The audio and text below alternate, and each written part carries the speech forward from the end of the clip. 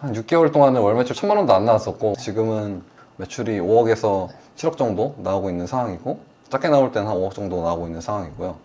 저는 초보자분들한테 추천드리고 있습니다.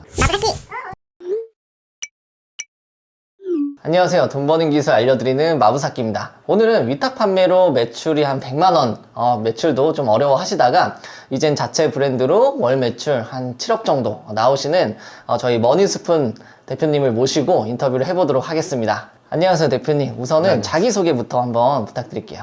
네, 안녕하세요. 저는 3년 전 위탁 판매로 시작해서 최근에는 머니스푼이라는 유튜브 채널을 만들어서 쇼핑몰 정보를 알려주는 유튜브를 개설을 했고요. 현재는 자체 브랜드를 3개 운영하고 있는 28살 머니스푼이라고 합니다. 대표님 진짜 너무 반갑고요. 사실 저랑 인연이 좀 있으시잖아요. 어떤 인연이 좀 있나요? 맞습니다. 제가 네. 쇼핑몰을 지금 4년째 하고 있는데 도움을 굉장히 많이 받았었어요. 저도 초보였던 시기도 있었고 매출이 얼마 안 나왔던 시기가 있었기 때문에 한번 막혔을 때 마부사키님을 찾아뵙고 사생결단 강의도 듣고, 그래서 그렇게 해서 매출이 엄청 퀀텀 점프를 했었던 경험이 있고요. 그래서 제가 사생결단 원년 멤버고 진짜 많은 도움을 받아서 대표님께 감사한 마음으로 오늘 오게 됐습니다. 예, 알아서 잘 하셨는데 또 이렇게 말씀해 주셔서 너무 감사하고요. 또 이렇게 인터뷰 재밌게 해보면 좋을 것 같아요. 대표님 원래 월급이 한 180만 원 받던 직장인이었다가 사업을 했다고 제가 들었습니다. 그때 어떤 상황이었는지 좀 궁금해요. 네, 맞습니다. 저도 월급 180만 원 받던 직장인이었고요. 20대 중반에 180만 원 월급을 처음 받아보고 그때도 쇼핑몰에 관심은 있었어요. 근데 실수령액이 180만 원 찍힌 걸 보고 좀 충격을 받아가지고 이럴 거면 내 사업하자 라는 생각에 이제 바로 쇼핑몰 창업을 했고, 쇼핑몰 창업을 또 하다가도 부동산에 관심도 있었어가지고 투자를 몇 건 했었는데, 투자를 몇 건 하고 나니까 현금이 떨어지더라고요. 그래서 그때 쇼핑몰 봄이 불 때라서 현금 흐름을 좀 많이 만들어야겠다 이런 생각에 그때 이제 쇼핑몰을 바로 시작하게 돼서 지금까지 오게 된 것 같습니다. 현금 흐름을 만들려고 하셨는데 너무 잘 되셔가지고 지금 이렇게까지 출연을 하신 게 정말 대단하신 것 같아요. 처음에 위탁 판매 시작하셨을 때 어떤 아이템을 시작했는지도 한번 이야기해 주실 수 있나요? 처음에는 뭘 팔아야 될지 몰랐어가지고 네. 진짜 고생 많이 했습니다. 캠핑용품부터 차박이 그때 유행할 때라서 코로나로 네. 차박용품도 해보고 그리고 운동용품도 해보고 또 생활용품 다 해봤습니다. 그래서 네. 안 해본 게 없을 다 정도로. 해보셨군요. 네네. 그때는 뭐 매출이나 순수익이 어느 정도? 처음에 쇼핑몰 이렇게 시작했을 때는 네. 한 6개월 동안은 월 매출 1000만 원도 안 나왔었고 그래서 막 순수익이 막 150에서 300만 원 왔다 갔다 했어가지고 진짜 힘들었던 그런 기억이 되게 있습니다. 대표님 지금은 매출이 뭐 거의 엄청나게 많이 나오시는 걸로 제가 알고 있는데 저희 구독자분들이 좀 그런 걸 궁금해 하시거든요. 얼마나 이제 매출이 나오고 손익이 얼마고 어떤 식으로 하고 계신지 한번 얘기해 주실 수 있나요? 네. 처음에 위탁 판매로 시작했었고 네. 그때 월 매출 이제 한 2, 3천만 원 나왔었을 때였던 것 같아요. 그래서 그때 이제 너무 힘들었어가지고 더 잘하고 싶었는데 어떻게 하면 잘할 수 있을까 하다가 이제 마부사키님의 사생결단 강의를 알게 됐고, 그래서 그때 그 강의 듣고 한번 뚫려가지고 네. 그때 월 매출 1억까지 한 번에 퀀텀 점프로 갈 수 있었습니다. 그때 이후로 쭉쭉 성장을 할 수 있었고, 지금은 매출이 5억에서 7억 정도 나오고 있는 상황이고, 작게 나올 때는 한 5억 정도 나오고 있는 상황이고요. 그래서 순수익은 한 20%에서 30% 정도 비율 유지하면서 갖고 가고 있습니다. 엄청 좋은 강의를 통해서 이렇게 아주 매출이 많이 오르셨다. 대표님 덕분입니다. 네, 감사합니다. 저도 감사하고요. 네, 이렇게 나와주셔서 감사하고요. 그럼 이제 다음 질문 드리자면, 제가 알기로는 그러니까 여러 가지 플랫폼들이 있는데, 사실 이제 구독자분들도 스마트 스토어나 쿠팡이나 다른 플랫폼들에 대해서 좀 궁금해 하시더라고요. 대표님 같은 경우에는 좀 어떤 매출 비중을 좀 갖고 가고 계세요? 일단 저희도 여러 마켓에 입점이 돼 있는데, 저희는 마케팅도 잘 하고 쿠팡도 잘 이용하고 있어가지고 조금 분산되어 있긴 해요. 스마트 스토어는 한 60%에서 70% 가져가고 있고, 네. 쿠팡도 이제 30%에서 40% 왔다 갔다 하지만 그 정도 비중 유지하면서 네. 계속 같이 가져가고 있습니다. 이게 사실 매출이 많이 나오시고 자체 브랜드로도 많이 파시기 때문에 구독자분들이 그러면 스마트 스토어랑 쿠팡을 같이 하는 이유를 좀 궁금해 하실 것 같아요. 이게 정답이 있는 건 아닌데, 대표님 생각은 생각은 좀 어떠세요? 스마트 스토어만 해도 괜찮기도 하지만 사실 초보자분들은 처음에 매출 내는 게 쉽지 않거든요. 또 스마트 스토어는 마케팅을 잘해야 되기도 하고 쿠팡은 저희 나라에서 3천만 명이 쓰고 있는 어플인 만큼 그만큼 트래픽이 많고 수요가 굉장히 많거든요. 그래서 매출 일으키기가 그만큼 쉽기도 해서 제가 초보자로 돌아간다고 하면은 쿠팡을 굳이 안 해야 될 이유가 있나 생각하고 그러면서도 스마트 스토어도 하면서 마케팅 실력을 길러나가는 게 저는 중요하다고 생각하고 있습니다. 이게 쿠팡의 뭐 단점이나 이런 것들도 다 있기는 하지만 초보 셀러들은 좀 추천을 하시는 편이시군요. 네, 맞습니다.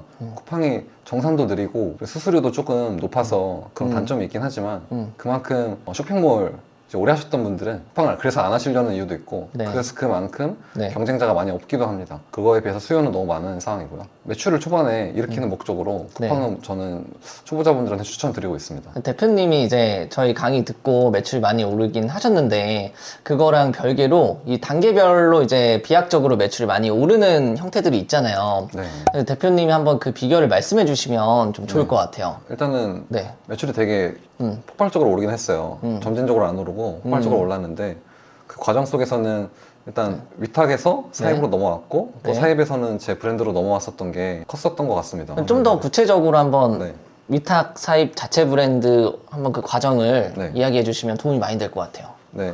일단 처음에는 저도 월 매출이 3천만 원대까지는 그냥 네. 위탁 판매로 갔었고요. 그래서 위탁 판매로 사실 리스크를 줄이면서 하는 게 제가 생각하기에 되게 중요했기 때문에 사입은 최대한 지양했고 그러면서 위탁 판매로 계속 잘 되니까 네. 그대로 위탁 판매 계속 했거든요. 사입도 해본 적이 있었는데 제가 재고를 묶인 경험이 있어가지고 좀 조심스러웠어요. 근데 월 매출 2, 3억까지는 계속 위탁 판매로 솔직히 그렇게 쭉 갔던 것 같고 그래서 이제 저희 브랜드가 아니니까 이게 좀 그래도 한계가 있더라고요. 위탁 판매를 하다 보니까 네. 그래서 그 부분에서 이제 그때쯤 한계를 봉착했었죠. 그래서 이제 제조사와 협의를 해서 네. 브랜드를 새로 만들기도 하고 네. 중국 사입도 하고 네. 그렇게 해서 이제 저희 브랜드로 패키징도 하고 브랜드도 알리고 하면서 지금까지 성장해올 수 있었습니다. 그럼 실제로 이제 사입을 하셨을 때 그때는 뭐가 좀 위탁이랑 다르게 어떤 게 좀 좋았어요? 일단은 사입했을 때는 원가 고조를 너무 네. 줄일 수 있는 게 가장 네. 좋았죠. 원래 위탁 판매 하면은 보통 마진 20, 30% 정도 네. 보시고 상품 소싱 하시잖아요. 사입으로 가게 되면은 원가가 20, 30%가 가능합니다. 마진이 20, 30%가 아니라 네. 원가가 20, 30%로 네. 가능하기 때문에 네. 저희가 가져갈 수 있는 마진 룸이 70%에서 80%가 돼버리는 거죠. 그래서 사입의 장점은 그게 있기 때문에 그래서 위탁 판매에서 한계를 느껴서 사입으로 넘어오게 됐던 위탁으로 이미 시장을 넓힌 상태에서 네. 이제 사입을 하니까 원가가 낮아지고 네. 그러면 자체 브랜드까지 갔을 때는 어떤 게 좀 더 좋으신 거예요? 자체 브랜드로 갔을 때는 네. 저희 브랜드를 알리는 게 중요하잖아요. 네. 위탁 판매는 저희 브랜드가 사실 아니어서 이게 좀 한계가 있거든요. 왜냐면은 저희 제품에 다른 브랜드 로고 써 있고 하다 보면은 마케팅도 이제 그쪽 브랜드를 알리는 일이 되는 거고 저희는 단기간에 수익밖에 못 보니까 그쵸. 이제 계속 꾸준히 할 수 있는 사업이냐 했을 때는 네. 그 부분에서 한계가 명확했거든요. 아. 그래서 그때부터 이제 사입을 진행하기도 하고 네. 제조도 하기도 하고 네. 그러면서 이제 저희 브랜드로 만드는 작업들을 계속 했었습니다. 그러면 확실히 좀 사람들이 느낄 때 다르던가요? 그렇죠. 다르죠. 왜냐면은 저희 네. 브랜드가 입소문을 타서 더 알려지게 되고 네. 이제 진짜 입소문이라고 하는 찐 바이럴이 일어날 수 있게 되는 거죠. 우리만의 그 키워드가 생기는 거네요. 맞습니다. 그러면 대표님 그 과정이 결국에 이제 제조사 제품을 내 브랜드처럼 처음에 만들어가지고 판매를 하신 거잖아요. 그러면 이렇게 보면은 제조사 입장에서는 좀 싫어했을 것 같기도 한데 어떻게 설득을 좀 하셨어요? 일단은 공급 계약을 맺을 때 네. 그분 제조사 입장을 생각해보면 쉬운데요. 네. 그분들도 어쨌든 제품을 많이 판매하는 게 중요하거든요. 네.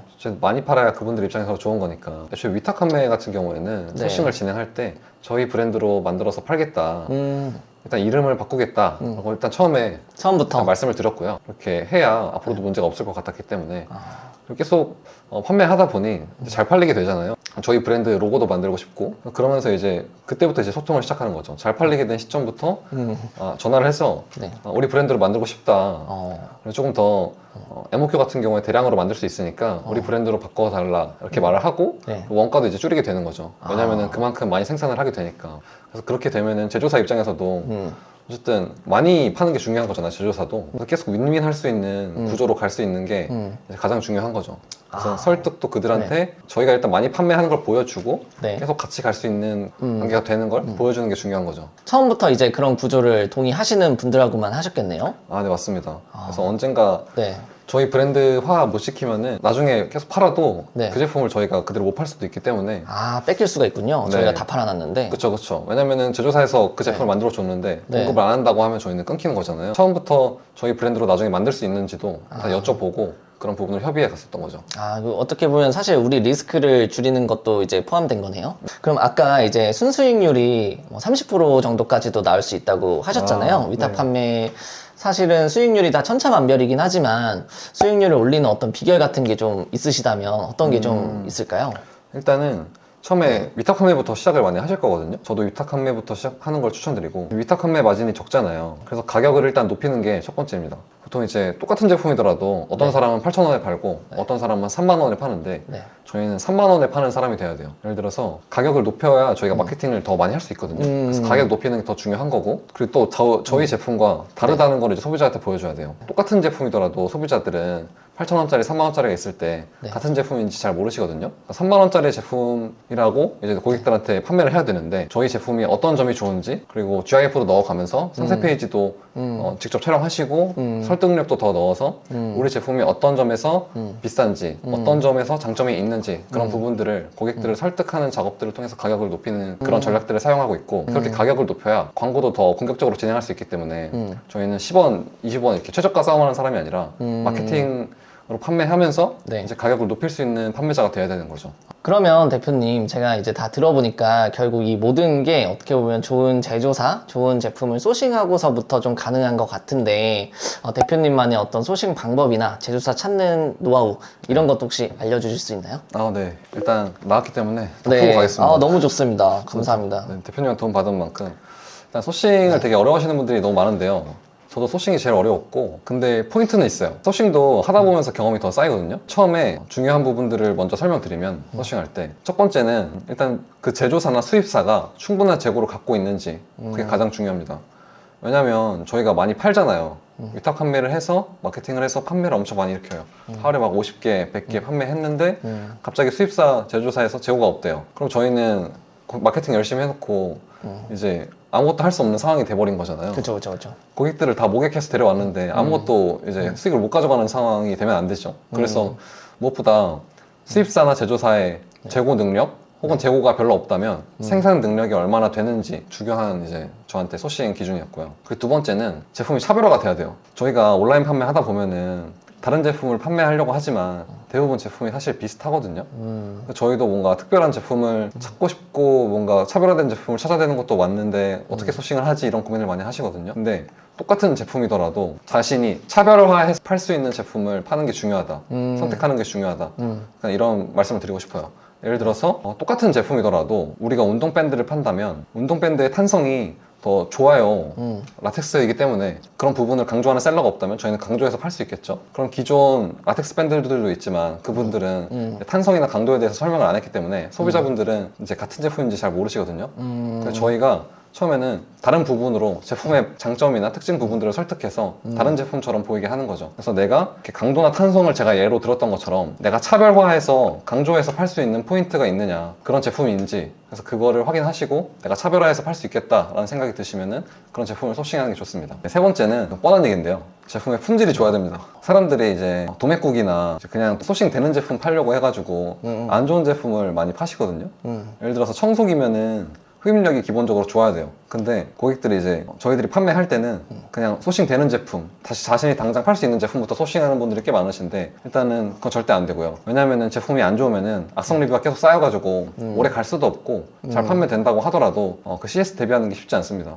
그래서 진짜 내가 제대로 판매를 계속 지속적으로 하고 싶다면은 기본적으로 제품의 본질인 그 기능성은 채워줘야 되고 거기다가 청소기를 예로 들어드렸으니까 거기다 이제 차별화 포인트가 하나 더 있으면 좋죠. 방금 두 번째에서 말씀드렸던 것처럼 네. 예를 들어서 청소기가 흡입력도 좋은데 저소음이다 이런 포인트까지 있으면은 내가 그 부분을 강조해서 잘 판매할 수 있겠다라는 생각이 들면은 네. 판매를 하면 되는 거죠. 네, 너무 좋은 꿀팁들을 다 공유해 주셔서 구독자분들이 진짜 많은 걸 얻어가시는 것 같아요.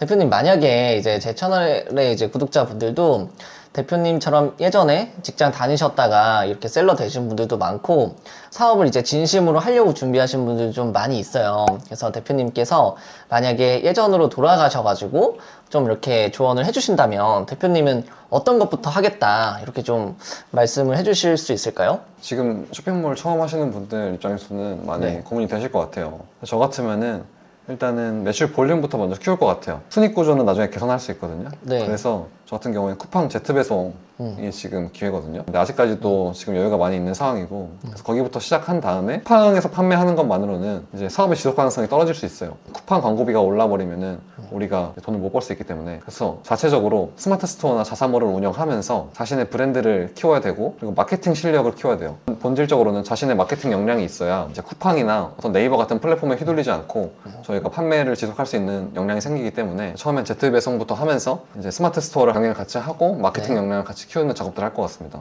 네, 예를 들면은 마부사키에서 알려주는 그런 마케팅 채널들 먼저 공부하거나 아니면은 머니스푼에서 하는 그런 네. 마케팅 지식들도 많이 보면서 공부를 할 것 같습니다. 대표님 마케팅 다루실 거예요? 저랑 겹치는데. 마케팅도 알려드리고 네. 이제 현실적으로 네. 온라인에서 장사를 어떻게 하는지 네. 그런 부분들을 이제 네. 설명드릴 계획입니다. 아, 네. 구독자분들은 둘 다 봐주시면 네, 좋을 것 같고요. 네, 그러면 대표님 마지막으로 향후 한 5년 뒤에 목표나 비전 있으시면 네. 한번 말씀해 주시면 좋을 것 같아요. 저는 일단은 네. 최근에 쇼핑몰을 재밌게 하고 있어요. 근데 돈 때문이라기보다는 돈도 중요하지만 좀 더 재밌는 브랜드들을 많이 만들고 싶거든요. 그래서 다이어트 브랜드들도 런칭을 해보고 싶고 오프라인 사업에도 관심이 많아서 조금 더 재밌는 사업들도 하고 싶고 그리고 최근에는 머니스푼이라는 유튜브를 만든 이유도 저 스스로를 정체성을 온라인 장사꾼이라고 생각하거든요. 장사를 되게 재밌어 해요. 어떤 기업가나 이런 사람도 되고 싶지도 않고 그 장사 그 자체에 재미를 느껴서 저는 장사꾼이라고 생각을 하고 그래서 저희 머니스푼 유튜브 채널에서 저처럼 브랜딩이면 브랜딩, 마케팅이면 마케팅, 아니 소싱이면 소싱, 아니 오프라인에서 장사하시는 분들 그런 분들을 모시고 장사와 관련된 얘기들을 많이 나누고 싶어요. 그래서 그런 다양한 분야에서 장사를 하시는 분들과 같이 협업해서 그런 유튜브 채널도 운영을 하고 싶어서 그렇게 다양한 사업들을 지금 명예 나가려고 하고 있습니다. 다음에 한번 또 저희 채널 저요? 출연해 주시면은 예, 가야죠. 제가 또 나와가지고 네. 열심히 한번 해보겠습니다. 네, 그럼 오늘 나와주신 머니스푼님 모셔봤고요. 오늘 영상은 여기서 이제 마무리 하도록 하겠습니다. 나와주셔서 감사합니다, 대표님. 초대해 주셔서 감사합니다. 네, 감사합니다.